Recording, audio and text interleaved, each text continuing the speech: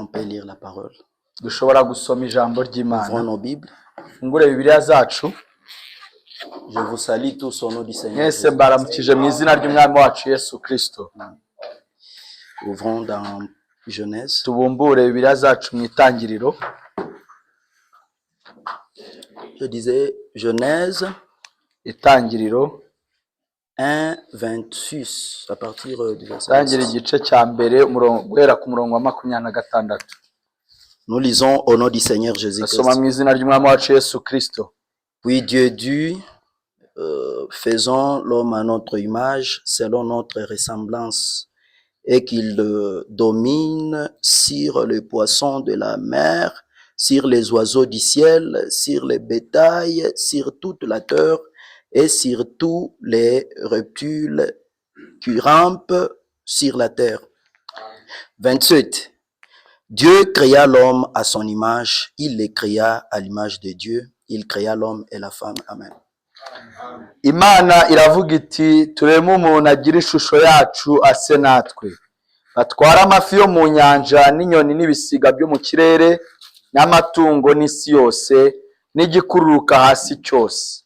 Imana irema umuntu ngo agire ishusho yayo, afite ishusho y'Imana niko yamuremye, umugabo n'umugore niko yabaremye. Amen.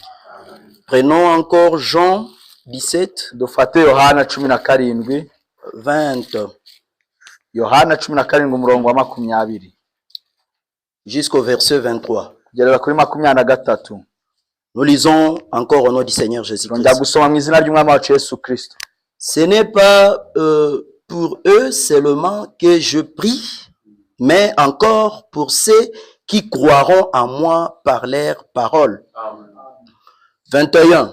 Afin que tout soit un comme toi, Père, tu es en moi, et comme je suis en toi, afin que aussi soit un en nous. Ça, c'est Jésus-Christ qui priait. Sinsabira ababonye. Attends, je termine. Tu es en moi, et comme je suis en toi, afin que aussi soit un en nous. Pour que le monde croie que tu m'as envoyé. Je leur ai donné la gloire que tu m'as donnée, afin qu'ils soient un comme nous sommes un. Moi en un et toi en moi, afin qu'ils soient parfaitement un et que le monde connaisse que tu m'as envoyé et que tu les as aimés comme tu m'as aimé. Amen. Sinsabira ababonyine, ahubwo ndasabira n'abazanyizezwa n'ijambo ryabo, ngo bose babumwe nk'ukuri muri nge data nanjye nkaba muri wowe, ngo nabo babumwe muri twe, ngo nabo babumwe muri twe, ngo ab'isi bizere ko ari wowe wantumye. Nanjye mbahaye ubwiza wampaye, ngo babumwe nk'uko natwe turi umwe, njyewe mbe muri bo nawe ube muri nge, ngo babumwe rwose, ngo ab'isi bamenye ko ari wowe wantumye ukabakunda nk'uko wankunze. Amen. Et pour terminer, Matthieu 16, 1 à 3. Turasoreza muri Matayo 16 kuva ku murongo wa mbere kugera ku wa Les gatatu. pharisiens et les sadducéens abordèrent Jésus et pour le prouver, lui demandèrent de leur faire voir un signe venant du ciel. Jésus leur répondit, le soir vous dites, il fera beau, car le ciel est rouge et le matin. 3. Il y aura de l'orage aujourd'hui, car le ciel est d'un rouge sombre. Vous avez discerné l'aspect du ciel, et vous ne pouvez discerner les signes des temps. Une génération méchante et adultère demande un miracle. Il ne lui sera donné d'autre miracle que celui de Jonas. Puis il le quitta et s'en alla. Amen. Abafarisayo n'abasadukayo baraza bamusaba ngo abereke ikimenyetso kivuye mu ijuru kugira ngo bamugerageze. Arabasubiza ati, iyo bugorobye muravuga muti hazaramuka umucyo kuko ijuru ritukura, na mu gitondo muti haraho umuvumbi kuko ijuru ritukura kandi ryirabura. Muzi kugenzura ijuru uko risa, ariko munanirwa kugenzura ibimenyetso by'ibihe. Abantu b'iki gihe kibi bishimira ubusambanyi, bashaka ikimenyetso, ariko ntacyo bazahabwa keretse icya Yona. Abasigaho aragenda. Amen. Nous avons besoin de toi. viens ici. Oh, nous avons besoin de toi. Viens ici. Alléluia. Nous avons besoin de Oh, toi. Viens ici. Oh, Seigneur. Seigneur. Oh, Seigneur. Viens ici. Oh, Alléluia. Seigneur. Oh, Seigneur. Viens ici. Oh oui, l'épouse a besoin de toi. Viens ici. Oh, l'épouse a besoin de toi. Viens ici. Oh, Alléluia. L'épouse a besoin de toi. Oh, Viens ici. Oh, Seigneur. Seigneur. Alléluia. Viens ici.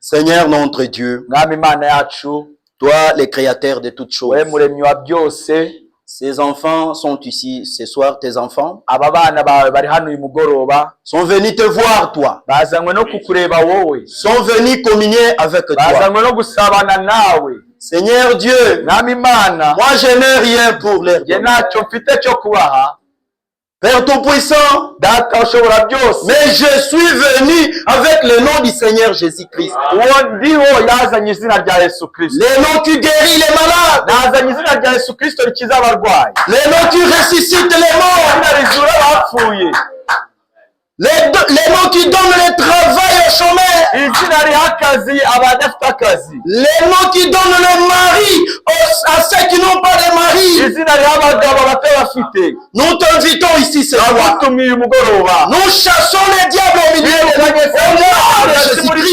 izina rya Yesu Kristo, Que ton Esprit Saint soit ici, umwuka wawe abe hano, comme ça a été au temps de la nk'uko Pentecôte. byari bimeze mu gihe cya Pentekote. Manifeste-toi ici, Seigneur, Ugaragare hano mwana, en la prééminence de toutes choses, ati ubugenzuzi bwa domine byose, toutes choses, utegeke byose, du début jusqu'à la fin. bakwitangire kugera ku iherezo. Bénis cette sœur qui est ici. Umugisha mushiki wanjye uri hano, Bénis ce frère qui est ici. umugisha mwene data uri Qui hano, ne puisse pas retourner comme il est. abashe gusitaha uko Parce yaje. que ta parole nous dit, Ijambo ryawe ritubwira ngo personne ne peut venir devant abandi toi wawe et retourner tel qu'il est yazaho uko venu. yaje. Alors je veux None qu'il ndasaba soit béni par toi. ahabwe umugisha Au nawe nom de mu izina Jésus-Christ, rya Yesu Kristo, bénis ta parole. umugisha ijambo ryawe. Amen. Amen. Que le Seigneur vous bénisse. Umwami abahe umugisha, Que le Seigneur vous bénisse. umwami abahe umugisha.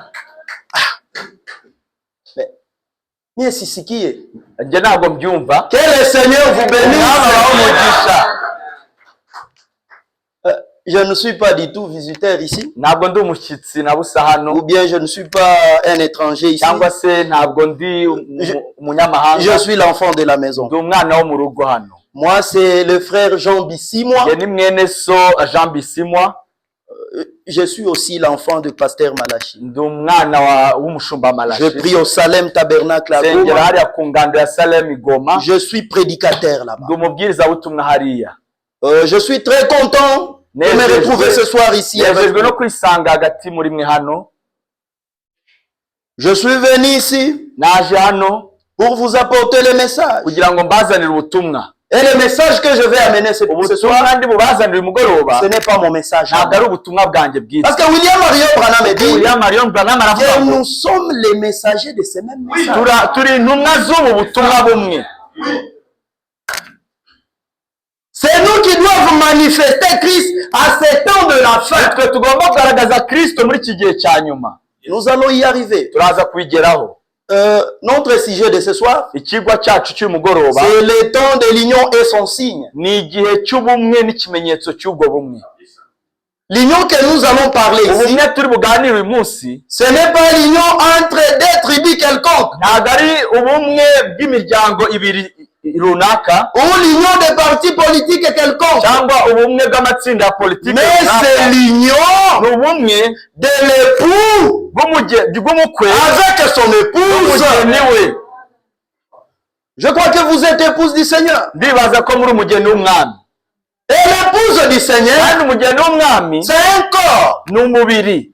Quand vous voyez le corps, iyo mubonye umubiri il y a la main, haba hari il ukuboko, y a les yeux, hari amaso, la tête. hari umutwe. Si mon frère ici, mwene data hano c'est la main. ari ukuboko. Moi, je peux être soit les pieds. igihe nshobora kuba wenda ikirenge.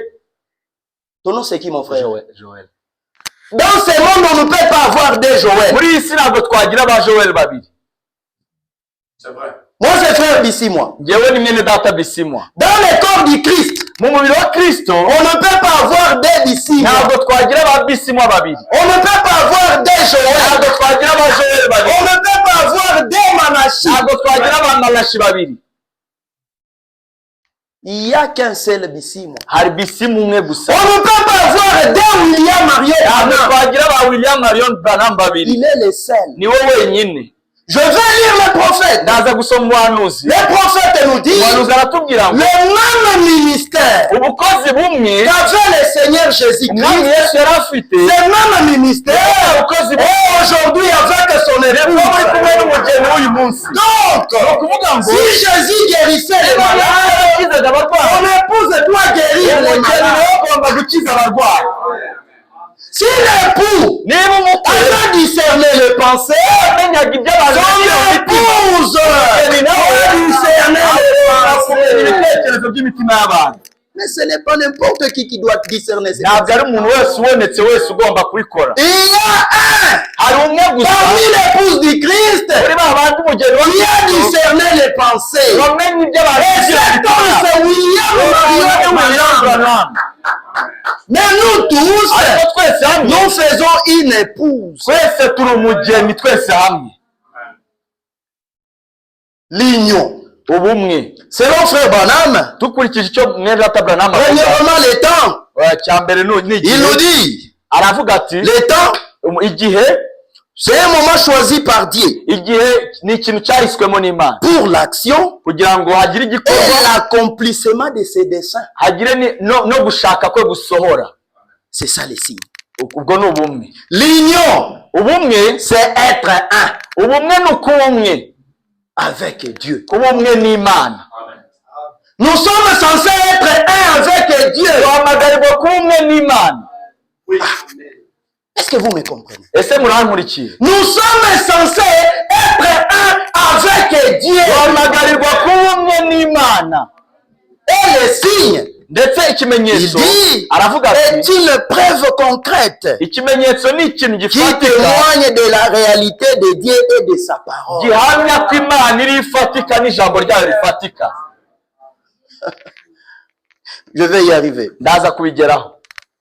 Le signe ici, ikimenyetso hano bavuga haiko kule fasi yengine. ntabwo kiri ahandi hantu. Ndasema pole pole. ndaza kugenda mvuga buhoro buhoro. Parce que Dieu union ikuwe, kugira ngo ubumwe bubeho il faut qu'il y ait les signes. bisaba ko habaho ikimenyetso, Parce que ma union is a mingi. kuko ubumwe ni bwinshi. Même les dénominations s'unissent. ndetse n'amadini ari kugira ubumwe. Les païens s'unissent aussi. abapagani nabo bafite ubumwe, Et l'épouse s'unit. n'umugeni agomba kugira ubumwe nawe. Mais il y a les signes qui les ariko différencient. hari ikimenyetso kigomba kubatandukanya. Quand vous voyez ces iyo signes, ukibonye là vous saurez. Ça, c'est l'union de l'épouse. C'est l'union dénominationnelle. C'est l'union iki n'iki n'iki.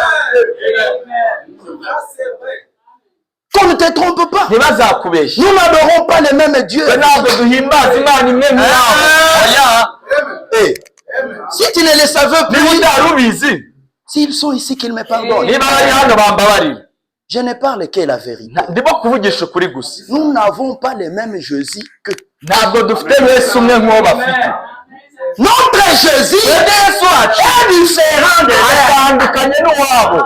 C'est pourquoi quand vous voyez un niyo frère mpamvu iyo ubonye mwene data être dans les tourments, ari mu bibazo, être dans des problèmes quelconques, ari mu bibazo runaka, et partir là chez les dénominationnels, akajya hariya mu banyamadini que non, et qu'on a moto animal, akavuga ati hariya bafite umuriro, il ne sait pas ce qu'il est. ntabwo aba arakamenya uwo ari we. Quand vous voyez un iyo frère ubonye mwene data être troublé, ari gutera agité avec, à cause d'un problème quelconque, agezwa ikibazo runaka il ne sait pas ce qu'il est. aba atarakamenya icyo ari cyo. Nous sommes épouses. turi umugeni. Épouse! Umugeni. L'épouse du Christ. Umugeni wa Kristo. Je vais aller plus loin. Ndaza kujya kure. Plus que même l'épouse du président de la République. Umugeni wa Yesu Kristo anaruta n'umugore wa perezida wa Repubulika. De loi. Dans les jardins d'Éden, mu ngobyi ya Edeni il y avait un couple. hari umugabo n'umugore. Adam et Ève. Adamu na Eva. Mari et femme. bari umugabo n'umugore. Comme je venais de lire ici. nari maze kubisoma hano. Dans Genèse. mu itangiriro.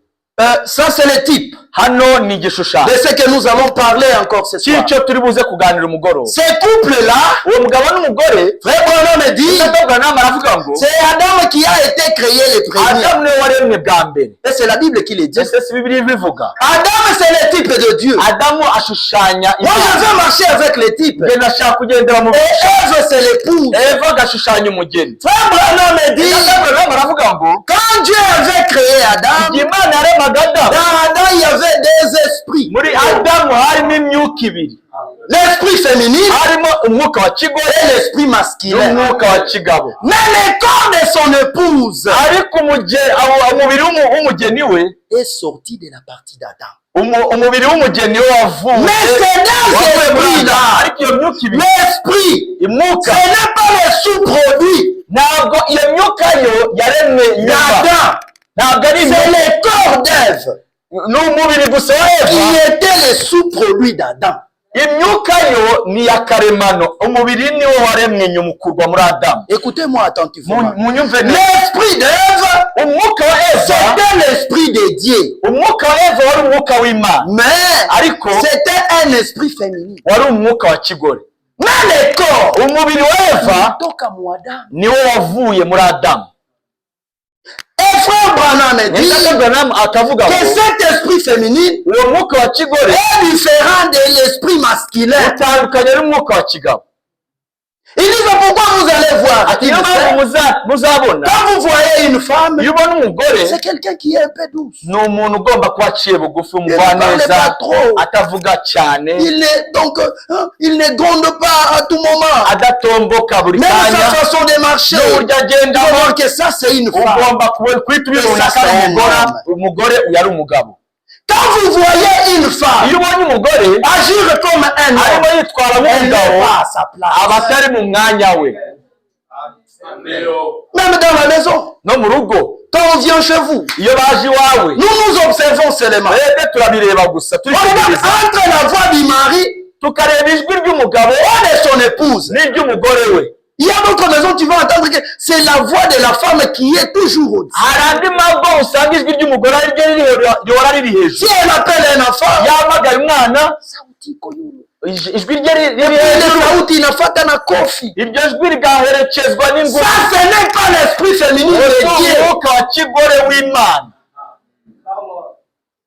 Et d'ailleurs, ndetse Frère Branham nous conseille Abraham atugira inama que sauti ya mwanamke mu nyumba ko ijwi ry'umugore mu rugo inapaswa kuwa ya chini rigomba kuba riri ya hasi bwana yake yu. iry'umugabo riri hejuru.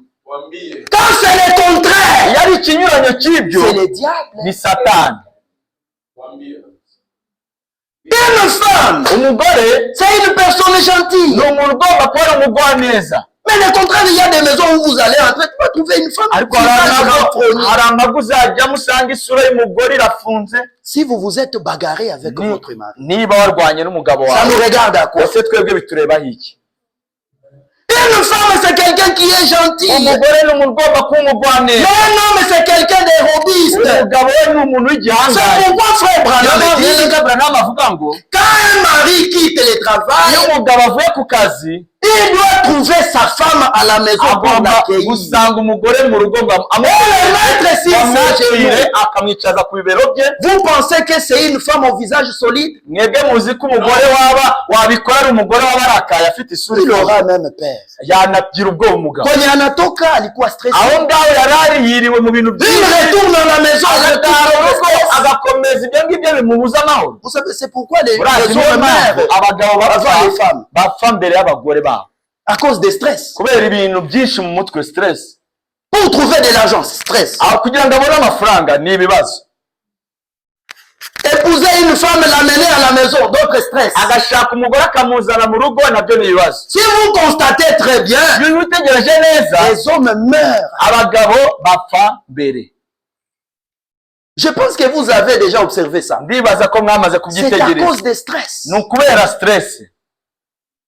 La femme a été créée Umugore yaremwe comme quelqu'un, donc je ne sais pas, hospitalière, nk'umuntu ugomba kuba ari umuntu w'umugore quelqu'un qui peut wakira, consoler, ushobora guhumuriza, et non le contraire. ntabwo ari ikinyuranyo cy'ibyo ngibyo. Alors, l'esprit Umwuka rero, qui était dans Adam umwuka wari muri Adamu et dans Ève, na Eva c'était l'esprit de Dieu. wari umwuka w'Imana. Mais le corps, Ariko umubiri we Abraham me dit, Negatagana quand Dieu avait créé ce corps, Imana yaremaga uwo mubiri, ce corps avait la forme de bête. uwo mubiri wari ufite ishusho y'inyamaswa. Mais l'esprit, Ariko umwuka c'est wo l'esprit de Dieu. wari umwuka w'Imana. L'épouse a Umugeni l'esprit de Dieu. afite umwuka C'est w'Imana. pourquoi Niyo mpamvu ne vous fiez pas à l'apparence. ntimukarebe ibi Ou by'inyuma bien ne gusa, regardez pas trop à ce corps. ntukarebe gusa kuri uyu mubiri Mais cyane, regardez à ce qui est à wowe reba l'intérieur. ikiri imbere. Si c'est pire, Niba ari s'il y a l'esprit de Dieu, niba umwuka w'Imana arimo imbere, tu dis, mais comment je saurais que si j'ai uravuga l'esprit uti de Dieu ou ese pas? namenya gute niba afite umwuka w'Imana cyangwa ntawo? Tu sauras. Uzabimenya, Oui, uzabimenya. tu es témoin de toi-même. Wowe ubwawe uriyizi. Depuis que tu as écrit le Kuva message, igihe wizereye ubutumwa, tu as déjà fait l'inventeur de ta vie. ese wari wigenzura ngo urebe ubuzima bwawe? Où est-ce que tu étais? Wari umeze ute mbere? Où est-ce que tu es? Ubu ngubu uri umeze ute? Tu te connais toi-même. Uriyizi ubwawe.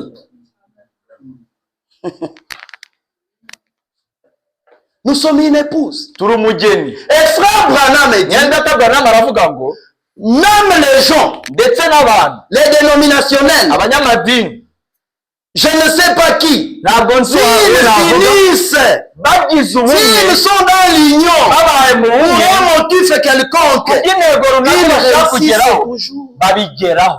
Dio. C'est vrai. Malgré leur motif. Nubwo intego ari yo yose, S'ils se réunissent, bagiye mu bumwe, ils réussissent. bagera ku ntego yabo. Aujourd'hui, Uyu munsi s'il y a des croyants niba hari qui abizeye restent seulement avec des paroles dans la bouche, bagumanye bafite et non gusa la amagambo ku munwa manifestation du Saint-Esprit, ariko nta kugaragaza umwuka c'est les wera, croyants de ces messages. ni abizera b'ubu butumwa. Dio. Folie. Pourquoi? Kubera iki? Il n'y a plus l'union. Ntabwo ubumwe bugihari. Frère Branham me dit, Nyendatabwana aravuga ngo avant qu'il y ait la communion, mbere y'uko habaho ubumwe, il y a busabane, premièrement l'amour. mbere y'uko busabane bubamo Après l'amour, nyuma y'urukundo il y a la communion. agomba kwitaza Après la ubusabane, communion, nyuma y'ubusabane il y a l'union. hakaza ubumwe. No Beaucoup de croyants aujourd'hui, benshi mu bizera uyu munsi pas comme communion, bari mu busabane mais pas comme union. ariko ntibari mu bumwe. À Bukavu, I Bukavu tu vois comme si quelqu'un ouvre l'église à côté de l'autre. uzabona umuntu umwe yafunguye itorero iruhande Je parle rw'undi. de gens de ce message. Ndimo ndavuga abantu bo muri Tu ubu vas butumwa. entendre, oh, Uzabona umwe niba afunguye urusengero, alikuya parti yangu. undi azahita avuga ati yaje ahantu undi yanteye, Et il commence à combattre l'autre. yansagariye, agatangira Au kurwana. moment où nous sommes censés être dans l'union, Duhamagarwa kuba turi mu bumwe. Frère Branham me dit, Nyendatabwana aravuga le Saint-Esprit ne peut pas critiquer un autre Saint-Esprit. Le Saint-Esprit ne peut pas parler en mal d'un autre Saint-Esprit. ntabwo yavuga nabi undi mwuka wera. Oui. C'est vrai. Comme vous êtes ici, Uko muri hano on a fermé des églises. bafunze Mais il y insengero, a des gens qui restent à la maison. ariko hari abantu bigumira mu Et rugo. leur pasteur dit, Umushumba wabo on akavuga va ngo rester là. mugumaho nabi, Dieu va nous bénir. Un Imana jour. izaduha umugisha, On va arranger les choses. Nous tuzabikemura, aurons notre église. tuzagira itorero N'allez ryacu, pas là-bas. ntimukajye hariya. Ils veulent que ces gens restent là Arashaka abantu be baguma juste à ahantu cause des dîmes. kubera ibya cumi. Au moment où ils devraient avoir les sous soucie de ces âmes. mu gihe yakaba yashishikajwe n'ubwo bugingo. Frère, qu'on ne te trompe pas. Bene data Tu ne ntibakagushuke. peux pas rester à la maison Ntabwo ushobora kuguma mu rugo pendant une année umwaka wose et venir me dire, hanyuma ukaza moi qui ukambwira pars à l'église chaque jour, yewe ujya ku rusengero buri munsi tuko ngo turi bamoya. bamwe. Oh. Ton Saint-Esprit là, c'est nourri de quoi? Umwuka wera wawe atunzwe n'iki? Oh, des bandes. Bande Les bandes z'umuhanuzi. du prophète. Bande Vous savez z'umuhanuzi. que même pour choisir la prédication du prophète, il faut la révélation. Muzi ko no kugira ngo uhitemo bande wakumva bisaba guhishurirwa. On ne peut pas les choisir comme on peut choisir, je ne sais pas. Ntabwo uhitamo bande Je ujya reste à la kumva. maison et je vais écouter. Mais avec quelle révélation? Écouter la bande, ce n'est pas mauvais. Kumva bande si. Mais avec quelle révélation? Ufite kwe guhishurirwa ko kumva iyo bande. L'épouse doit être en union. Umugeni agomba kuba mu bumwe. Les signes sont là. Ibimenyetso birahari. Les signes sont là. Ibimenyetso birahari. La trompette a déjà sonné. Impanda yamaze Nous kuvuga. devons quitter l'Égypte. Aller quelque part. C'est ça même le travail de William Ako Marion. niko kazi ndetse Il est venu nous faire quitter quelque part. kujyana dukura. Toi, tu es encore dans la communion. Wowe uracyari mu busabane gusa.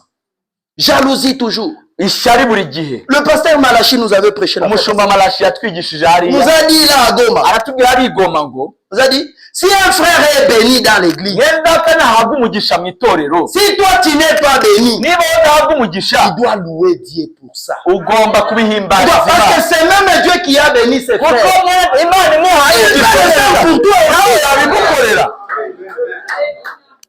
Le Saint-Esprit ne peut pas contredire un autre Umwuka Saint-Esprit. wera ntabwo yabusanya n'undi. Vous allez constater, Baza kwitegereza Adam et Ève étaient en union. Adamu na Eva igihe bari mu bumwe, Ils étaient tous une même chose. igihe bari ikintu Il kimwe n'y avait gusa, pas de problème. nta bibazo byari bihari. Mais quand ils ont brisé la parole, Ariko igihe bakandagiye ijambo, quand ils ont brisé la parole, igihe bakandagiye ijambo ry'Imana, Dieu les avait quittés. Imana yabakuwemo. C'est alors où les problèmes. Aho ngaho n'ibibazo byaje. Qu'est-ce qu'Abraham, Adam avait dit? Adamu yavuze iki? Dieu, c'est la femme que tu m'as Ati donnée. Imana ni umugore wampaye. Qu'est-ce que la femme a dit? Umugore yavuze Les ati accusations. batangiye kwitana ba mwana. Je vais y arriver. Ndaza kubigeraho. Quand vous voyez parmi vous, il y a des Iyo accusations, ubonye hagati muri mwe abantu des bitana ba mwana, incompréhensions, harimo kutumvikana, il n'y a pas Dieu. nta Mana iba iri muri mwe. Là, il n'y a même pas le Saint-Esprit. Nta n'umwuka wera uri hagati muri mwe. Akwazaye na akwazikaye bote. Uwakomerekeje undi n'uwakomeretse bose. Quand vous avez des disputes entre Iyo vous, ari intonganya hagati muri là, mwe, il n'y a pas l'Esprit de Dieu. umwuka w'Imana ntabwo ari muri L'Esprit de mwe. Dieu est dans l'union. Umwuka w'Imana watuye C'est muri mwe. pourquoi les croyants Abizera n'arrivent même pas à prier pour quelqu'un qui a les maux de tête et que celui-ci puisse être niyo guéri. mpamvu abizera batakibasha no kwirukana dayimoni y'umutwe, Pourquoi il n'y a pas la puissance? kubera ko nta mbaraga Il zigihari faut muri que bo. Jésus soit au complet. Birasaba ko Imana Yesu Même yuzura. unamkata mkono, Naciye ukuboko kwa Yesu, unamkata mgulu, naciye ikirenge comment cya il Yesu, va avancer? ni gute yakomeza inzira? Comment il va appliquer le même ministère? Ni gute azagira wa murimo Il y umwe? a les pieds qui n'est pas Hari là. ukuguru adafite, Il y a un frère qui a rétrogradé à cause de data toi, wasubiye inyuma kubera wowe, à cause de ton orgueil. kubera Il ne ubwirenge. salue pas les gens. Ntabwo agira Quelqu'un qui voulait croire, umuntu wari ugiye mais quand kwizera, il te voit, il recule asubira encore. inyuma nanone. Ton frère qui a déjà crié, Mwene so amaze il kwizera, est crucifié. wowe uramubamba. Christ ne peut pas œuvrer. Kristo ntabwo ashobora gukora. Il faut qu'il y ait l'union. Birasaba ko tugira ubumwe. Et c'est alors que Christ va Aho œuvrer. ngaho niho Yesu azakora. Qu'on ne vous trompe pas. Ntibakabashuke. Ce n'est pas moi qui amène votre guérison. Ntabwo ari njye ubazanira gukira kwanyu. Je vais aller plus loin. ndaza no Ce kugera kuri n'est même pas William Mario Branham nta nubwo ari William qui Marion a apporté Branham votre guérison. wazanye gukira kwa Votre guérison est en vous. gukira kwanyu kuri muri mwe Après avoir pris le nyuma yo message, kwizera ubutumwa après avoir eu le nyuma yo Saint-Esprit, kwakira umwuka Dieu wera vous a donné la guérison. imana yahise ibaha gukira Même quand vous serez ressuscité, n'igihe muzazuka Dieu vous a donné votre résurrection et c'est dans vous. umuzuko yamaze kuba uri muri mwebwe Ce n'est pas Christ qui va vous ressusciter. ntabwo ari kristo uzakuzura La résurrection est en vous. kuzuka kuri muri mwebwe Vous marchez avec ça. ugendana no kuzuka Parce que kwawe vous avez les mêmes kubera ko cœurs. ufite wa kristo uba muri Il mwebwe avait déjà donné la vie, il ne peut pas yari reprendre. yamaze gutanga ubugingo ntabwo ashobora kubyisubiza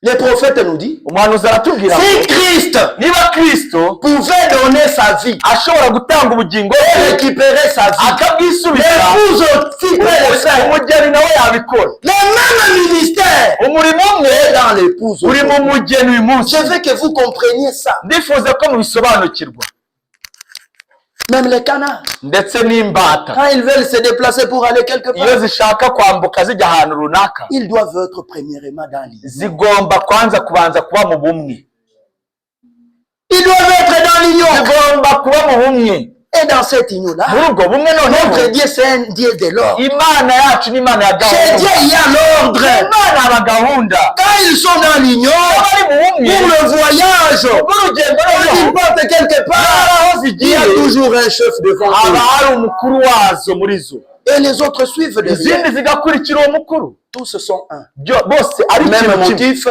ari intego imwe même objectif, intego imwe même destination. n'aho bajya hamwe Mes amis, inshuti zanjye si nous voulons que Dieu puisse nous bénir, niba dushaka imana iduha umugisha restons dans l'union. tume mu bumwe Ce n'est pas pour rien ntabwo ari que kubwipfabusa Dieu nous a dit, imana yatubwiye iti aimons-nous les uns. dukundane Et Branham dit, Branham akavuga c'est l'amour qui entrera au ciel. urukundo rwonyine rwo ruzinjira mu ijuru C'est l'amour. urukundo rwonyine Comment tu peux vouloir ni gute wakwifuza qu'on se le dise? tujye tubwizanya Qu'on ukuri se le dise. tubwizanye ukuri Comment tu peux ni vouloir? gute wakwifuza Toi, tu as 25, je ne sais pas si c'est 30 pantalons. ufite amapantaro 30 Un frère qui n'en est même mwene pas. data umwe nta n'imwe agira Mais tu le vois là. ariko uramubona Chaque jour, il vient à l'église buri avec un munsi seul azana pantalon. ya pantaro imwe gusa agira Mais tu le vois. ariko ukamureba Qu'est-ce que tu fais? nicyo ubikora Vous êtes censés être unis. murasabwa kuba mu bumwe Na kila mtu abebe mzigo ya mwingine ikuwe sali yeye. buri wese yikorera umutwaro wa mugenzi we nkaho ari uwe bwite C'est alors que Christ va aho aider. niho kristo azatangira gukora imirimo ye mwumve Surtout à Goma, les gens se trompent. cyane cyane ngo abantu Ils barishuka croient bibaza ko avoir trop de connaissances de la parole. bibwira ko kugira ubumenyi bwinshi C'est alors que Christ va œuvrer aho avec. ariko kristo Avoir la azakora connaissance de la parole, kugira c'est ubumenyi bien. bw'ijambo ni Mais byiza ce qui est très ariko important, icy'ingenzi c'est kurushaho l'union. ni ukuba mu bumwe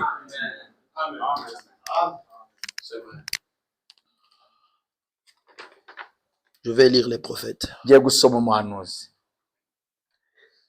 Jéhovah Jireh, mu kibwiriza yise Yehova Yire qui a été prêché le 4-4-64, yakibwirije tariki enye z'ukwa kane 64 paragraphe 163. igika cy'ijana na Le prophète 63 dit, vous aimez les prophètes? ese mukunda umuhanuzi Vous aimez les ese prophètes? mukunda umuhanuzi Ceux qui aiment les prophètes peuvent lever. abakunda umuhanuzi bazamura ibiganza Il y a un frère qui m'a dit, hari umwenda watumwe wambwiye la fois passée, bwashize mais moi je vous déteste aravuga trop ngo ngenda ndabanga cyane parce que vous parlez trop de Branham. kuko muvuga Branham cyane Vous voulez parler toujours de Branham. igihe cyose muba mushaka kuvuga Branham Ici, vous allez comprendre hano muraza que gusobanukirwa même les signes ko ndetse n'ikimenyetso pour entrer dans l'union, cyo kwinjira mu bumwe il faut les prophètes birasaba umuhanuzi et la colonne de feu. birasaba umuhanuzi n'inkingi Parce que c'est y'umuriro les prophètes qui amènent la parole qui va te faire entrer dans l'union. kuko umuhanuzi niwe uzana ijambo rizakwinjiza mu bumwe Si toi tu n'aimes pas Branham, tu ne peux pas entrer dans l'union. C'est la parole que Branham a apportée. C'est vrai. Oh, bon, moi, il faut citer seulement le nom de Jésus.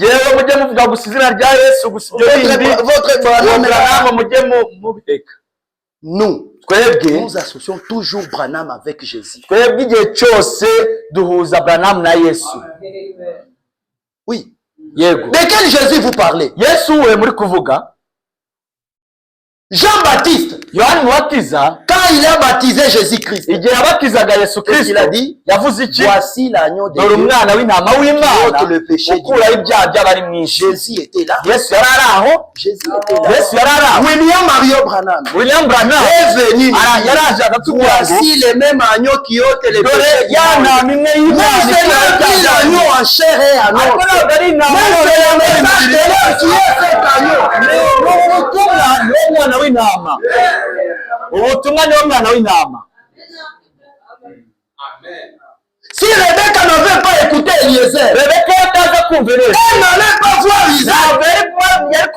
Il fallait qu'elle écoute Eliezer. C'est Eliezer qui va m'amener chez Isaac. Pour tout toucher l'hypocrite. Et tu vas prendre les photos de Jésus. Jésus c'est Dieu, mais quel Jésus? Frère me dit, nous n'avons plus les Jésus là en berceau.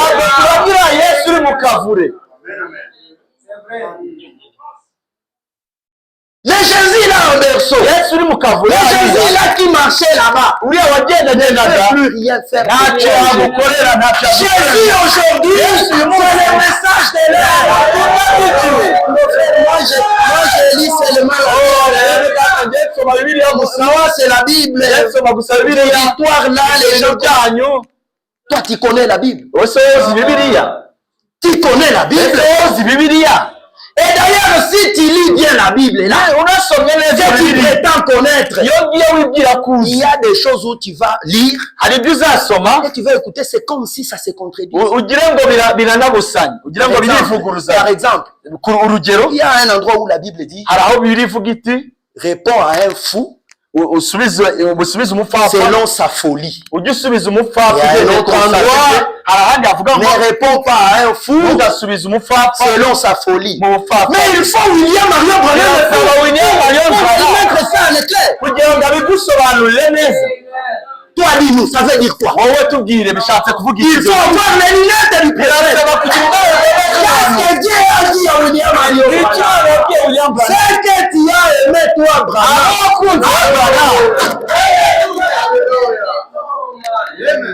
Parce que Jésus avait aimé. Et juste là, je ne compare pas Jésus avec Branham.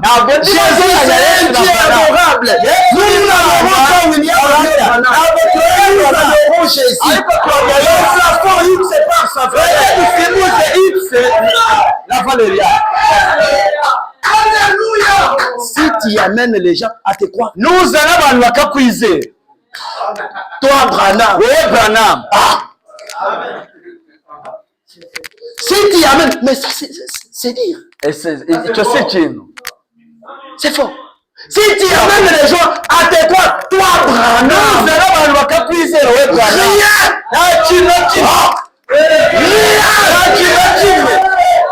J'ai dit, rien ne doit exister là-bas. Que ça soit les sincères.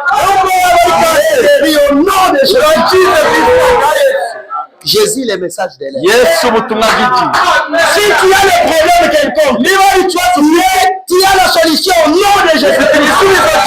Jésus, le message de l'air.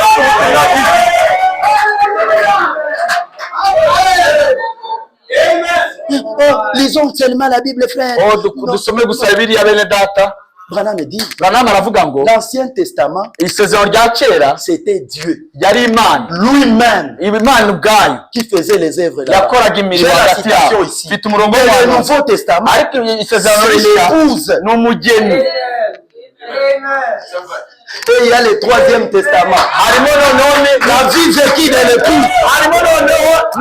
C'est Paul, Matthieu, Marc et Jean ont écrit le Nouveau Testament. Tu dois écrire aussi.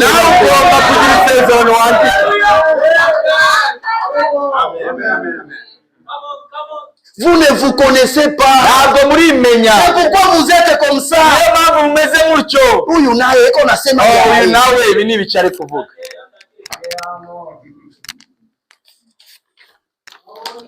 je ne voulais pas arriver là-bas. Je voulais parler de ça là.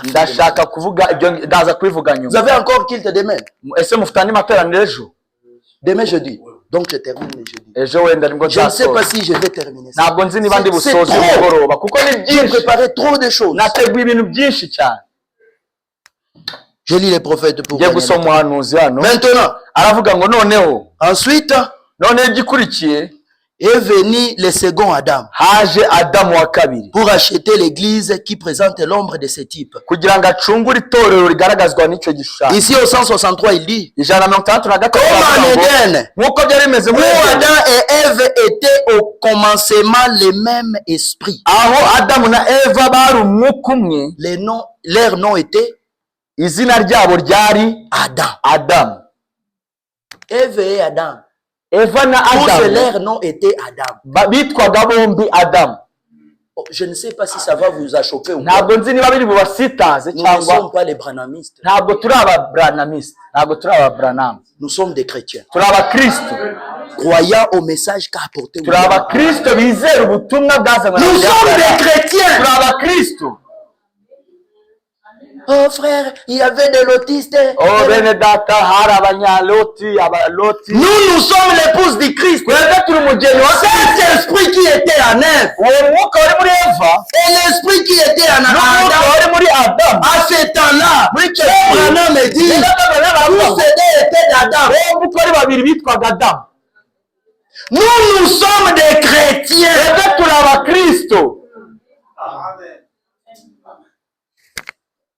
Quand vous priez, n'oublie pas de le dire. Seigneur, je suis chrétien. Haiko aseme ajui kama uko chrétien. Anajua bien. Mais umwambie Seigneur, je suis chrétien. Pas n'importe quel chrétien. Je vais vous parler de quelque chose. Il y a un temps où j'avais des problèmes avec un membre de ma famille. Et il m'a dit, et il y a un autre membre de la famille qui est venu. Et il m'a dit, mais pourquoi tu as agi comme ça? L'autre là, c'était un catholique qui me parlait comme ça. Pourquoi tu as agi comme ça au moment où tu es chrétien? Mais pas n'importe quel chrétien. Croyant du message. Et ils savent que nous ne sommes pas n'importe quel chrétien. Mais malheureusement, toi-même, tu ne le sais pas. Et là, ils savent que tu n'es pas n'importe quel croyant.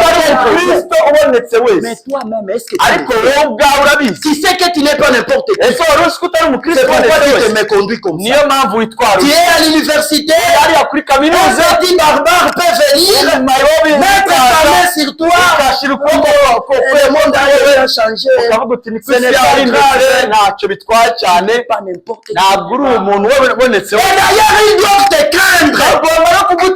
C'est pourquoi moi, j'ai toujours dit, il le sait. Quand il te voit, tu as écrit ce message, et derrière toi, toujours les païens qui te cotisent. Revois ta vie. Ils doivent te craindre. Les médias de bar, ils savent que nous sommes des véritables. Mais comment ils peuvent jouer avec toi? Regarde-toi bien. Tu dois savoir que tu n'es pas n'importe qui. Comme Adam et Ève. n'Adamu na Eva étaient au commencement la nuko même Adamu na esprit. Eva bari hariya mu Leur itangiriro. nom était Adam. Izina ryabo Voyez, urabona il était à la fois Adam et Ève. bari Adamu na Eva icyarimwe Ensemble. bombi. Et une fois séparés, igihe noneho batandukanye pour être éprouvés, kugira ngo bace muri icyo qu'est-il kigeragezo, arrivé? noneho bibaho ko Ève tomba. Eva aragwa Quand la parole, ku ijambo c'était la parole, ryari ijambo. Adam l'a suivi Adamu aramukurikira afin de la racheter. kugira ngo amucungure. Frère, Bene data, il ne peut pas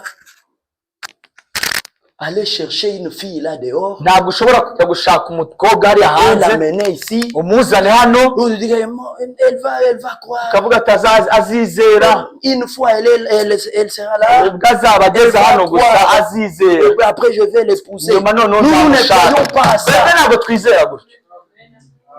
Parce que Branham dit, ko Branham aravuga ngo c'est Ève qui avait été séduite. Eva niwe washutswe. Et Abraham a suivi sa femme. Abraham Il yakurikiye umugore savait très bien que c'était un péché. ko ari icyaha. Adam savait Adamu que yari c'est azi un ko péché. iki ni Mais icyaha. Branham dit, Ariko Branham aravuga il ngo est allé là pour aramukurikira voir s'il peut sauver sa femme. agiye kugira ngo arebe ko yamucungura. Écoutez, c'est là où je vais. mwumve aho maze gusoma. Qu'est-il arrivé? Ni iki cyabayeho? Ève tomba. Eva Entend aragwa la parole. agwa Adam l'a agwa suivi. akandagira ijambo. Afin de Adamu la aramukurikira kugira ngo amucungure. Adam l'a suivi en fin de la racheter. Adamu aramukurikira ngo amucungure Mais il ne le pouvait pas. ariko ntiyashobora kumucungura. Ne nous amenez pas des incrédules ici, frère. Niba tuzanye abatizera hano bene data. C'est pourquoi tu vas voir dans l'église des messages. Toi bien. Niyo mpamvu mu itorero ry'ubutumwa ubona ari Mais vous prenez des moabites là, kubera ko wagiye des incirconcis, et vous les amenez ici. Vous pensez que le message est venu pour tout le monde? ese wibaza ko ubutumwa bwaziye bose? Le message n'est pas venu pour tout le Ubutumwa monde. ntabwo bwaziye buri wese. Le message n'est pas venu pour tout le monde. Ubutumwa ntabwo Le bwaziye bose. message est venu pour peu de gens. Ubutumwa bwaziye Eli, abatoranijwe. dans l'arche de Noé, c'était combien de gens? Mu mujyi hano bari bangahe? C'était combien? Bari bangahe? À l'époque de Sodome et Mu gihe Gomorrhe, cy'Isodoma na Gomora bangahe bakijijwe? Luc 17:30. Luka 14:30. C'était Nk'uko byari au bimeze temps de Sodome et mu gihe Gomorrhe. cy'Isodoma na Gomora, ni nako bizamera. Mais toi, tu veux amener. Ariko wowe urashaka kwinjiza byose. Faites attention. Mwitonde, Il ne faut pas jouer avec ces messages. ntugakine n'ubu butumwa. Frère Branham dit dans la Bible, Branham aravuga ngo quelle maison me bâtirez-vous? ukibwiza yise ni Paragraphe 33. inzu ki mwanyosha. Gardez ces messages au Igika nom. cya mirongo itatu na gatatu ujyemo ubutumwa Honorable. C'est pourquoi, quand on prêche ces messages, tubwirije ubutumwa toi tu es là derrière, wowe uri inyuma du début jusqu'à la kuva fin. ku ntangiriro kugera ku iherezo Il y a wiryamiye. un salut. Haba hari ikitagenda. Moi, quand on me dit, Njyewe iyo bambwiye, quand on lit, iyo basomye frère Branham, bene data Branham cela aravuga réjouit mon cœur. biranezeza binezeza umutima wanjye. Ça ne demande pas qu'on me prêche de 7h à 20h. Ntabwo bisaba ko bambwiriza kuva Il saa suffit kumi de kugera lire saa mbiri. une seule citation. Bisaba gusa ko Cela réjouit mon cœur. binezeza umutima wanjye. Malheureusement, tu es juste ici, Birababaje ko waba uri hano peut-être pour que les pasteurs ne se fâchent pas. kugira ngo umushumba wawe ntaze kurakara. Aussi, ça fait 2 fois. Ninsiba Je kabiri ne viens pas à l'église. ninsiba kabiri naza ku rusengero Honte pasiteri à toi, tu ne azarakara. sais pas ce que tu es. Urababaje ntabwo uramenya Vous icyo savez uri cyo. quoi? Murazi Si vous prenez les jus rouges, iyo ufashe umutobe utukura vous mettez dans un verre ukawushyira mu kirahuri et puis vous prenez, hanyuma ugafata amazi vous commencez à verser de l'eau ugatangira kujya usukamo dans ces jus. ugasuka muri uwo Plus mutobe. vous versez de Uko l'eau, usukamo amazi plus la couleur de ces jus ni change. nako rya bara rya wa mutobe rihinduka. Les jus rouges là uwo mutobe utukura sont vos péchés. ni ibyaha byanyu. Plus vous mangez la uko parole, urya ijambo plus vos vies de péchés changent. ni nako ubuzima bw'icyaha Et vous buhinduka. allez constater niko muzabona que ce jus deviendra blanc. wa mutobe uzahinduka Il est umweru, rouge yote inapotea. wa mutuku wose uzavaho. Aujourd'hui, uyu munsi c'est le message qui pardonne nos péchés. ni ubutumwa bubabarira ibyaha byacu. beaucoup de citations, mais je n'ai pas le temps pour mfite lire. imirongo myinshi nshaka gusoma ariko sindibashe kuyisoma. Aujourd'hui, uyu munsi c'est le message qui pardonne les ubutumwa péchés. nibwo bubabarira ibyaha byacu. Je vais te dire une chose. ndashaka kugira icyo mubwira. Bo là-bas, bo hariya leurs péchés ne sont pas pardonnés. ntabwo ibyaha byacu byabo bibabariwe. Parce que quand nous péchons contre Dieu, kubera ko twe iyo dukoresha Imana, iyo dukora icyaha Imana, regarde son Bibiliya iravuga iti Imana ireba umwana quand il wayo. voit son fils, Iyo ubonye umwana wayo, quand il voit le sang, iyo ubonye amaraso yayo, il s'apaise. iratuza. Et vous pensez que le sang là, Mwibaza ko ayo maraso c'est le bidon de sang? ari ijerekani Dieu avait pris quand Jésus était mort, ari Imana ifata. et Dieu le Père Imana data a mis au milieu de ses yafashe pieds. ijerekani ngira Quand il voit le sang dans yabona amaraso mu il pardonne ijerekani nos péchés. C'est ça. ikabarira. Yibwira ko ari ibyo ngibyo. Ce sang-là, Ayo maraso c'est le message. ni ubutumwa Il est vrai ou pas, wabishaka utabishaka. le sang, Amaraso c'est le message. ni ubutumwa bw'igihe. Amen.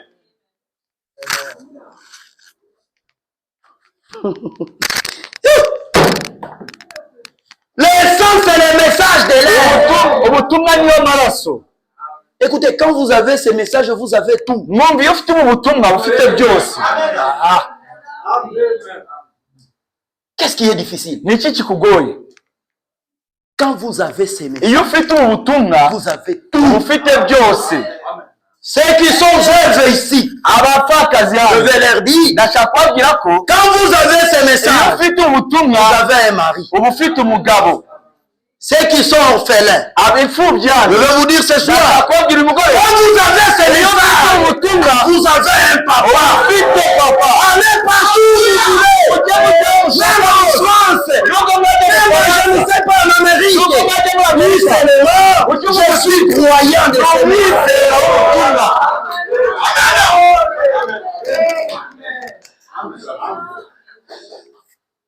Je sais ce que j'ai dit.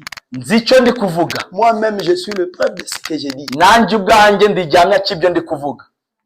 Quand vous avez ces messages, Iyo ufite ubu vous butumwa avez tout ce que vous uba avez. ufite ibyo ukeneye Ne byose. vous tracassez Niyo pas. mpamvu ntukabura amahoro. Ne vous tracassez pas. Ntukabura amahoro. Il nous a donné toutes choses. Yaduhaye Dieu byose. nous a donné aussi l'épreuve. Anaduha nanone ibigeragezo. Jaribu. Aduha ibigeragezo. Vous aurez tout ce que vous aurez besoin. Muzagira byose Mais mukeneye. kuko jaribu pa. Harimo ariko Ile ni n'ibigeragezo. ya kukaza tu Aho imani. ngaho ni ukugira ngo bakomeze Ça peut kwizera. prendre 2 ans, Ibyo ni ukugira ngo bakomeze 3 kwizera. ans, Bishobora kuba une année, umwaka umwe à itatu. utakufa. Ntabwo uzapfa. Comme tu es déjà 40 ans, ole Imyaka watuna ule mirongo bwana. ine ngo ushaka gusura mugabo. Et dans votre église, il y a des frères. Kandi mu itorero rya harimo bene data. Mais tu dis, ah bon, là, je ne Ariko vois pas de baravuga ati, frères. nta bene batambona. Quand les sœurs disent, là, je ne vois pas de frères. Donc, il n'y a que des chômeurs là-bas. Bashiki bacu iyo bavuze ngo muri iriya torero nta bene data babamo, bivuze ko harimo abashomeri gusa. Ah, ouais, moule wapi. Hariya nta kintu. Bon, peut-être mon mari viendra en Europe. Wenda ngo umugabo wanjye azava i Ce Burayi. même frère-là Uwo mwene data umwe peut être quelqu'un demain. ashobora kuba umuntu runaka ejo. À ce temps-là, Muri icyo gihe si on allait dire à quelqu'un iyo babwira umuntu que David Dawidi deviendra un jour ngo roi, Dawidi umunsi umwe azaba umwami, abangeiti kaka. ntabwo bari kubyemera. C'était un petit Yari là. umwana uri aho w'umuhungu. Chez nous, on les appelle les Mungere. Hariya twebwe babita abashumba, umushumba. Personne ne devrait. Nta muntu wari kubyizera, Mais ariko il est devenu roi yabaye umwami. en Israël. Yabaye umwami muri Pourquoi? Israel. Kubera iki? Il avait Dieu. Yari afite Imana. Dieu ne regarde pas à l'apparence, Imana ntabwo ireba uko isa inyuma. mais il regarde ce qui est là. Imana ireba ikiri imbere aho ngaho. Et c'est là où lui-même habite. Kandi niho ubwayo itura. Frère, Bene data bashiki banjye, weye, wowe kama ule frère anakuya. niba mwene Oh, data je vais t'épouser. ukavuga ati ngiye ndashaka gushaka, Les prophètes nous conseillent mwanuza tugira inama, de prier seulement. wowe jya wenda usenge gusa. Si Dieu te montre Niba Imana que ikweretse c'est lui ton ko ari mari, we mugabo il y a wawe, même ceux à qui Dieu leur montre même les signes. hari n'abandi Imana yereka ibimenyetso. C'est lui. Niwe. Mais quand elle voit les frères à côté, yareba umwene data Imana imwereye akavuga ati oya hapana wa hivi. oya utameze. Mais c'est un fils de Ari Dieu. umwana w'Imana. Ah, toi tu joues avec l'épouse du Seigneur. Urashaka gukina n'umugeni wa Kristo. C'est pourquoi même quand tu vois un frère passer là-bas, ni un frère. Niyo mpamvu ibonye mwene data yihiturutse bimeze bite? Comment frère? Ou combien? Umeze ute mwene data? Umeze Ah, neza? on a adabu frère. Nta nubwo ufite kuba. C'est un enfant de Dieu. Umwana Tu w'Imana. dois le saluer avec révérence. Ugomba kumusuhuzanya kuba. Uko Si il yabamenye. a le Saint-Esprit, Niba afite umwuka il wera. faut les respecter. Ugomba kumuha. Saint-Esprit respecte le Saint-Esprit. Jésus-Christ ne peut pas minimiser Jean-Baptiste là-haut. Yesu ntabwo yasuzuguye Yohana Umubatiza mu mazi. Oh, comme je suis Jésus, lui là c'est Jean-Baptiste. Hein. Nk'uko Yesu Yesu ni Yohana Umubatiza Alimupatia heshima yake. yamuhaye icyubahiro Toi tu ne respectes pas les wowe gens. ntabwo ujya wubaha abana b'Imana. Tu es suspect. Wowe urakemangwa. Tu es suspect. Urakemangwa. Qui qu'il soit, tu dois les respecter. Wowe uko yaba ameze kose ugomba kumwubaha. C'est pourquoi vous allez voir les frères. S'il est célibataire, il peut Niyo mpamvu laisser iyo les frères dans data l'église. ari ingaragu akagenda agasaba hejuru bashiki bacu bose yagerageje n'uyu yagerageje. Les frères pareils, il faut les jeter dehors. Il faut les chasser. ugomba kubiruka. Les frères qui jouent avec le frère, bakina il doit la respecter, c'est une fille de Dieu. Si tu veux t'engager, engage-toi vers une seule femme. n'umwe gusa. Si ça ne tient pas, tu laisses. niba bitagenze neza rekera. Oh frère, quand on dit un choix, donc il faut qu'il y ait bene 5 data ou bavuze 6. amahitamo ugomba kugerageza byibura 5 6. Est-ce qu'il y a un choix d'une seule? ese hariho amahitamo Il faut même gusa. 5 ou 6 pour faire wanagerageza le choix. 5 cyangwa 6 ukazareba. Incrédule. wowe mutizera. Avant d'aller chez la sœur, mbere yo kujya tu kubicwa as prié Dieu. wasenze Imana. Qui t'attendent. ese urimo Dans toute ta uragerageza vie, tu ne fais que tâtonner. mu buzima bwawe Que uragerageza. ce soit pour chercher le travail, tu ne fais que tâtonner. aba gushaka akazi Tu ne sais pas ce que tu es. urahuzagurika kutaramenya icyo uri cyo.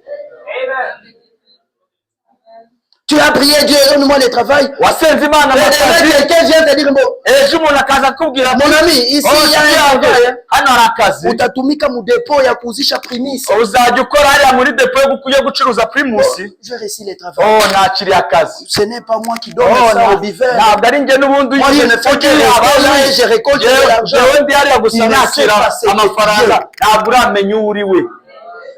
Même que ce soit le travail, nubwo byaba tu akazi dois dire à Dieu, bakubwira Imana fais le travail. ndashaka akazi kameze gatya. Est-ce que vous avez bien lu ces versets? ese mwasomye neza uyu murongo? Jean 17, 20. Yohana 14 Jésus priait et dit, Yesu yarasebye data comme toi et moi nous sommes nubwo un. nawe turi umwe. Alléluia.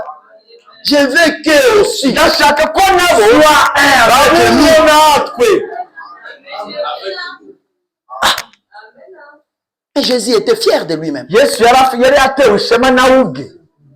Il était fier de lui-même parce qu'il connaissait ce qu'il yari était. atewe ishema nawe ubwe ko yari azi icyo ari cyo. Toi, tu es là, c'est toujours des wowe hasards. urahuzagurika gusa urahuzagurika. Tantôt tu es ici, tantôt tu es rimwe là. uri aha ikindi gihe uri hariya. Quittez dans le message, frère. Quittez dans le message. va mu butumwa Vous dites à quoi les coups de va mu dénomination. butumwa wigisubire mu madini. C'est pourquoi il y a un frère. niyo mpamvu hari mwene Il est data venu du Canada. hari mwene data wavuye muri Venu un jour Canada dans une église du message. aza mu itorero De ry'ubutumwa 15 000 personnes. yaje mu itorero rifite abantu Il a posé la 15 question de 000 savoir. arabaza ngo Tous ces gens ici sont croyants du message. aba bantu bose ni abizera b'ubutumwa. Les messages de frère Branham. ni ubutumwa bwa mwene data Branham. Il dit oui, oui, frère. aravuga ngo yego mwene Ici data chez nous, les gens sont trop spirituels. abantu ni abanyamwuka Ils sont croyants, frère. ati ni abizera bose bene data. aravuga ati oya Le message n'est pas pour beaucoup de gens. ubutumwa ntabwo ari ubw'abantu benshi. Si vous entrez dans une église du message où il y a beaucoup de gens là, niwinjira mu itorero ry'ubutumwa harimo abantu benshi il faut cyane. bien observer. ujye witegereza neza. Il faut bien ujye observer. witegereza neza abo bantu. Message banaikimbia frère. ubu butumwa abantu barabuhunga Unasikia inachauffé. kuko yagutwika. Message. Ubutumwa. Vous jouez avec les messages. Gukina n'ubutumwa. Message inakuwa inashofre ku mikono. Ubutumwa buratwika ku biganza. Kama yenu si yakwake. Mufate ibyanyu nge ntabwo nashobora. Twende. Tugende. Dans les messages. Ubutumwa. Papa, il faut bakuwa taba tatu. Papa, nubwo baba batatu. Mais rempli du Saint-Esprit. Nubwo baba batatu ariko bafite umwuka wera. Nous voulons voir Dieu au milieu de nous. Nous voulons les voir ici. Et d'ailleurs, n'ikigeretse kuri icyo, il a dit, yaravuze ngo le monde ne me verra pas. Isi ntabwo izambona. Mais vous, ariko mwebweho vous me verrez. Muzambona. Je serai en vous. Zaba ndi muri mwe jusqu'à la fin. Kugeza ku meruka. Alléluia. Jusqu'à la fin du temps. Kugeza ku meruka y'isi. Nous sommes à la fin du temps. Ku meruka y'isi. Jésus est de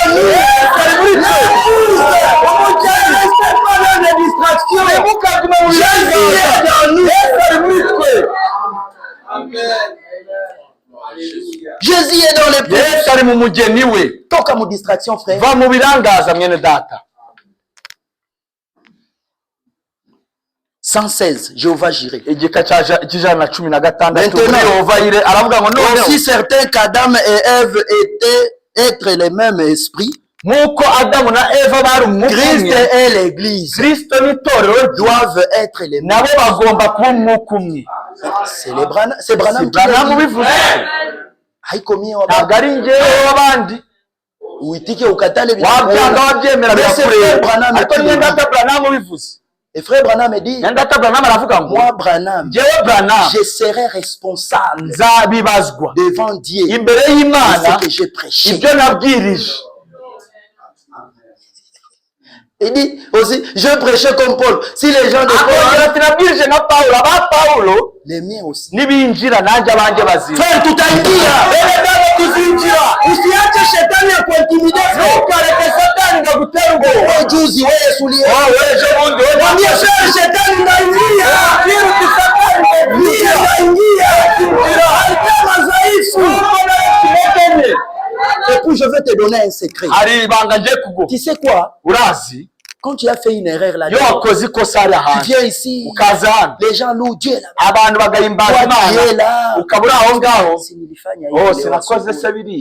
Unasikia onction. Ukajya wumva onction uko unakumbuka vyenye ulifanya. Ni ukuri kwibuka ibyo wakoze. Icyo ugomba gukora. Nous sommes des humains. Nous ne sommes pas des anges. Tunaweza fanya maendeleo. Tushobora gukora amakosa. Mais il faut kuwa prêt kuarranger. Ugomba kuba witeguye. Il y a déjà. Ugomba kuba witeguye gusaba imbabazi. Niba yabone quelque chose w'ibyana. Kama hauna ya kumrudishia. Niba ntabyo ufite bamwisubiza. Agenda ubwira ndio nilibeba kitu yako. Nje watwaye babarira. Ndatafuta nirudishe. Nagishaka nyigusubize. Basi frère. Bene data nibyo ngibyo ntabindi. Et tu viens là. Ukaza rero hano ulifanya Satani ati kwa Satani anakuambia pourquoi tu as Satani atangira kubwira ngo kandi mes péchés sont pardonnés. Et il y a un grand prédicateur. Hari umubwiriza butumwa ukomeye. Le diable. C'est un grand prédicateur. Umubwiriza butumwa ukomeye. Il va te dire tes péchés sont pardonnés. Umubwiriza butumwa. Et tes péchés. Uko uzavuga tubyaje. Oui. Uzavuga le message. Nayizeye ubutumwa. Basi message ni nini? Ese ubutumwa ni cela me suffit. Mes péchés sont pardonnés. S'il te dit, explique-moi comment tes péchés sont pardonnés. Je ne sais pas. Mais j'écris le message. Mes péchés sont pardonnés.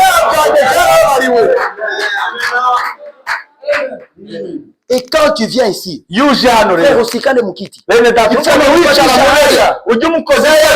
simama imba. Cheza.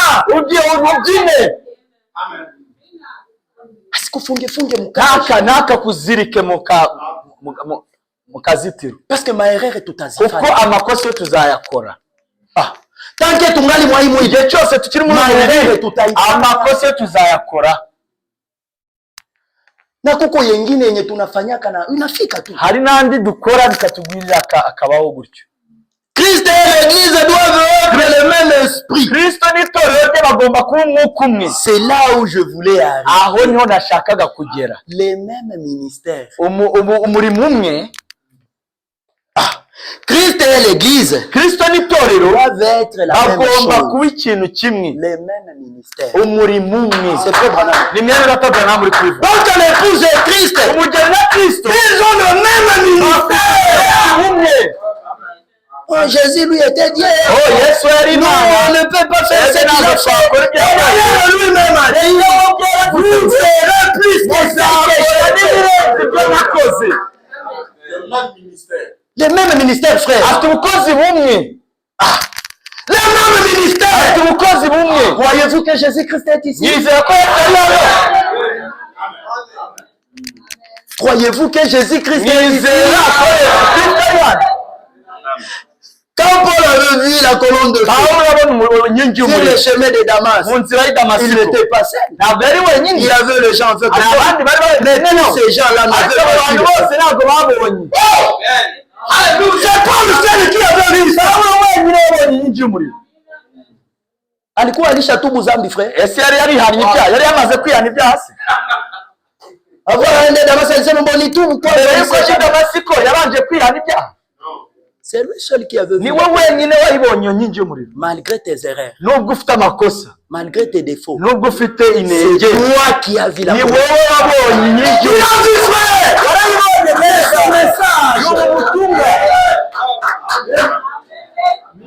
Si nous gardons la photo, Niba dufite iriya foto, cette photo-là où il y a frère iriya Branham foto dufite mwene data Branham qui porte la veste noire wambaye ikoti ry'umukara avec la colonne de feu. afite n'inkingi On y'umuriro dit que hejuru ye. munaweka ule mzungu Mujye mkanisa. mujya mushyira uriya muzungu hariya.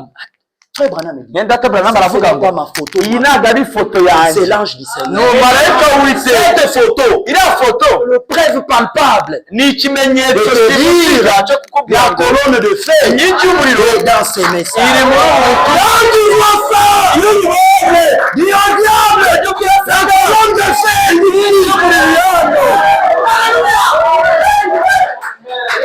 Quand tu es malade, Niba urwaye tu pars à l'hôpital, ukajya kwa muganga, les médecins disent, abaganga bakavuga ngo ça ne peut pas. oh mwene data ntabwo Mon byagenda, ami, il te inshuti reste une yanjye semaine. usigaranye icyumweru. Envoie la personne qui est à côté de toi. wohereza umuntu uri iruhande rwawe, Dis-lui, umubwire uti va me chercher cette genda photo. ushakire iriya foto, Amène-moi cette photo. tuzane iriya foto Mets ça à côté. uyishyire iruhande rwanjye.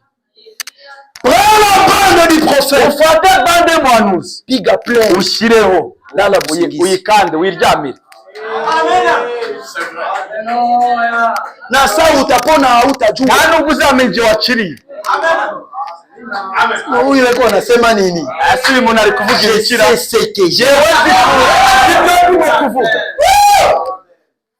C'est vrai, Branham a dit. uko mwene data Un Branham avuga ngo prédicateur umubwirizabutumwa doit prêcher ce qu'il connaît. agomba kubwiriza ibintu azi. Doit avoir l'expérience de la chose qu'il mange. Je connais cette puissance. Ce message. imbaraga z'ubutumwa. Piga play ulale. wowe shyiramo bande y'umuhanuzi wiryamire.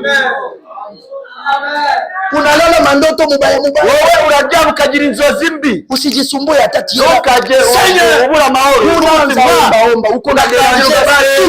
ugasakuriza abantu, Uko na déranger urimo batu gusakuriza balala. abantu aho kugira ngo Piga bate- play. wowe Lala. wiryamire. Bon, na bakikuya tena pale sijue. niba waza ntabwo mbizi, aho ngaho ntabwo mbizi. Manake ujichunguze. Nibigaruka aho Usiende maladi. uzigenzura, Inakuyaka Kubera pia ko- maerere zetu. kubera ko hari izindi ndwara ziza zitewe Ulifanya dégâts zako kule hari ibyaha au wakoze tutazi utihanye. au travail on te connaît, tu es un grand Ukazi escroc. barakuzi, uri Mais tu es un grand escroc au travail. uri umutekano. Mais ici, alléluia. ariko hano ukavuga ngo haleluya Tant qu'il y a eu arrangé. kandi utarakemura ibibazo. Wende arrangé. banza Un ugende. chrétien, c'est quelqu'un qui est honnête. C'est quelqu'un qui est sérieux. umuntu kuri mu byo akora. Amen. Il faut qu'il arrive un temps où bananza kuita pasteur na hauko hai. Ugomba kugera igihe aho bakwita pasiteri utari nawe. ile ni experience yangu mimi. Uwo ni umwitozo wawe. Kama haujafikia pale, niba utarageraho bakwita pastor, chunguze, jya wigenzura. Mene ku masomo no ku ishuri.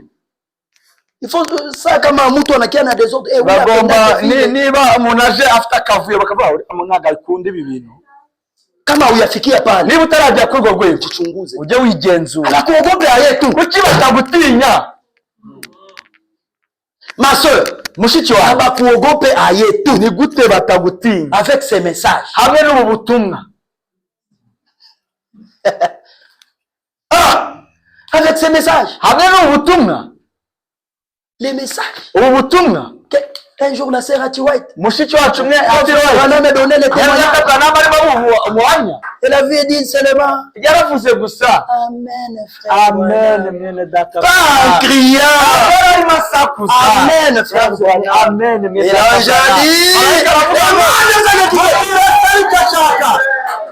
Mais ce soir tu dis aussi amen. Uyu mugoroba uri kuvuga amen. Cette même parole. Uri kuvuga amen kuri ijambo. J'avais appelé les écureuils en existence. Moi je n'étais pas là. Quand il faisait ça, d'ailleurs je n'ai jamais été en Amérique. Mais j'ai dit amen. Je m'en fous d'autre chose. Quand il dit, à chaque temps quand vous priez dans vos maisons, prière,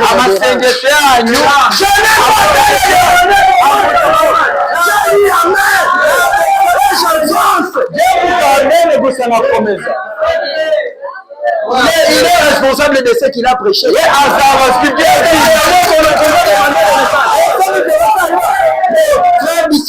Pourquoi tu avais prêché ça? Dieu ne peut pas me demander. Il va demander. Aujourd'hui, il y a les gens qui pensent que Dieu va demander ces messages. Les représentants, le numéro 1 de ces messages, Dieu. C'est Branham. Qui soit docteur, qui soit je ne sais pas qui, c'est que tu as là. Mets ça dans ta poche. Le numéro 1 de ces messages,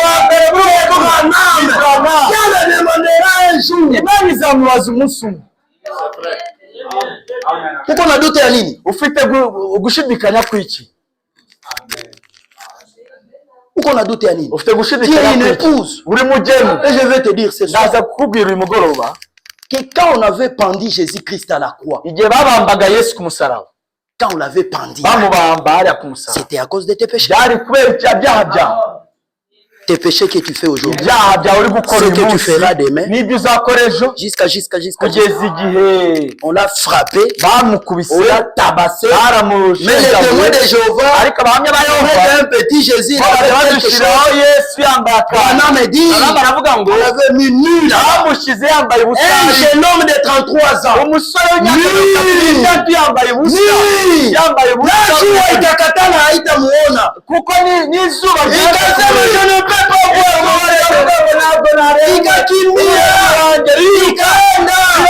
c'était à cause de toi. Tes péchés. Et même au parquet. Hawezi sambisha mtu kukosa moya des fois. Si voler une chèvre, c'est la peine de 3 ans. Déjà fait les 3 ans. On ne peut pas m'appeler encore. Viens encore 3 ans. Non. J'ai déjà payé. Jésus-Christ avait déjà payé. Il ne sera pas jugé de c'est quand fini avec Jésus là, il a pris nos péchés. C'est condensé aujourd'hui sous la forme de la parole. Il est sous la forme de ce message. Vous avez Jésus. Quand je verrai les sangs,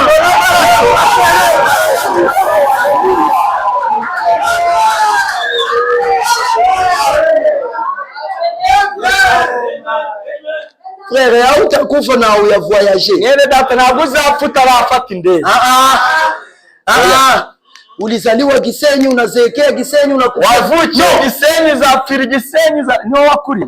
Tu vas voyager. Uzakora Tu urugendo. vas monter des avions. Uzazurira indege. À un certain temps, hari igihe je vais aller me reposer à Bruxelles. uzavuga uti ngiye kuruhukira hariya Bruxelles. Qui est l'épouse du Seigneur. Kuko uri umugeni n'importe qui. ntabwo uri umuntu wese. ndabyize. Jésus a pris tes péchés. Imana Yesu yafashe ibyaha Il a été tabassé. arakubitwa. Et il a crié. arataka. Tout est accompli. byose birarangiye. Ile fille balimupiga. iriya nkoni bamukubise. Abaya ipigaka mtu. nta muntu n'umwe urayikubitwa hano ku isi. Papa. Personne. nta muntu n'umwe ayapigiwaka urakubitwa nka Yesu. Même Lumumba nubwo n'a jamais été tabassé comme Jésus. Lumumba ntabwo yakubiswe nka Yesu. Il a été tabassé à cause de toi. kuko yakubitiwe Ce wowe. qu'il te demande ce soir, icyo agusaba uyu mugoroba c'est de reconnaître no kumumenya no kubimenya ibyo ngibyo. que le Seigneur vous bénisse. umwami wawe umugisha. Shalom. Shalom.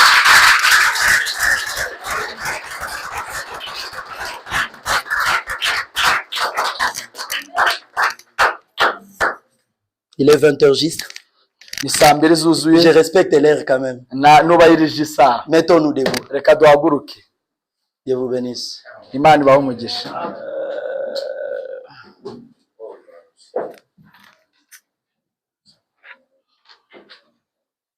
Laissons voir. Non.